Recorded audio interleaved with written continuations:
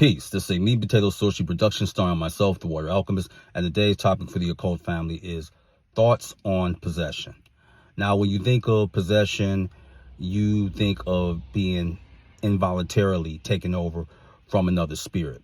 Now, while a lot of that is true, it's only true in one aspect. There's other aspects, and today Mentor will talk to you about that.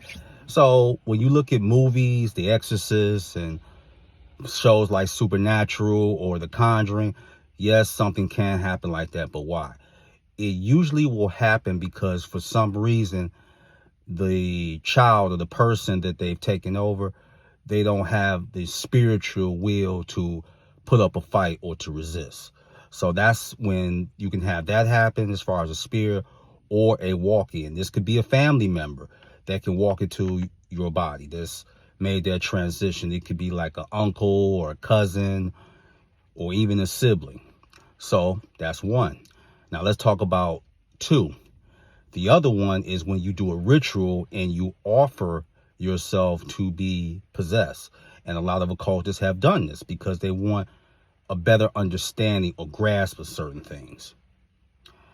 Then there's this one, and a lot of people don't talk about this, but they know about it. They've either experienced it and are still trying to come to terms with it, or they just feel like that type of gnosis is not for everybody. And I definitely understand that.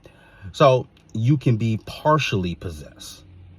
And the longer that you go in your craft, and if you have a witch blood, what's going to end up happening is that that spirit can take over your temple temporarily, either to protect you or to give you gnosis and clarity about spirituality as well as yourself, or just to help you with your creativity and give you ideas. And I get this question all the time.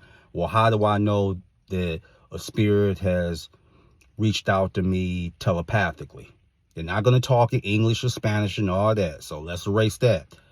How you will know is that you will have a burst of creativity or ideas on a occult or esoteric level that you normally would never have. That's how you know.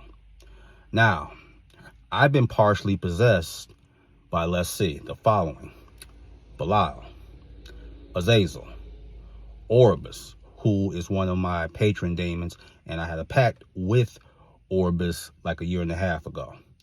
Angels, Uriel, Gabriel, Raziel. Now, do you necessarily have to have worked with a spirit in order for them to take over your body? No, you don't. The fact that you're practicing magic is going to open you up. And just because you don't work with a spirit now, or you're not all the way familiar with them, that has no bearing on what the future holds. I remember I wasn't working with Belial, and Belial took over. And then one of my students was like, he had said, and I knew this was Belial at work, Belial said to tell you hello. That's another form of confirmation.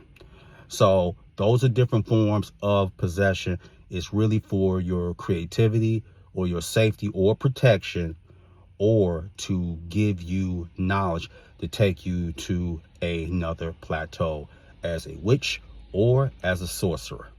So with that, that is your meat potato sorcery for the day. I am the Water Alchemist. Be water, my friends. Peace.